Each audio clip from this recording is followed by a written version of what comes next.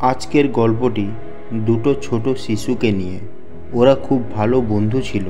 একদিন ওরা খেলতে খেলতে সন্ধ্যা হয়ে যায়। তারপর ওরা বাড়ি যেতে লাগলো।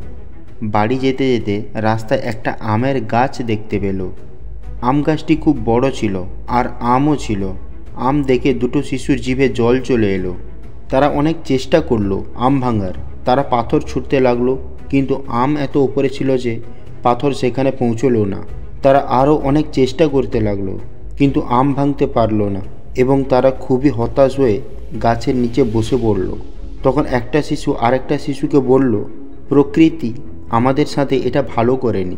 ছোট মিষ্টি আমগুলো গাছের এত উপরে থাকে, কিন্তু বড় তরমুজ ও অন্যান্য ফল যেগুলো কেউ খেতে চায় না, সেগুলো নিচে মাটির সাথে লেগে থাকে।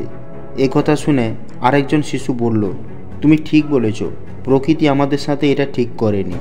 যখন তারা এইসব কথা বলছিল, তখন একটি আম দ্বিতীয় ছেলেটির মাথায় পড়ল এবং একটু লাগলো।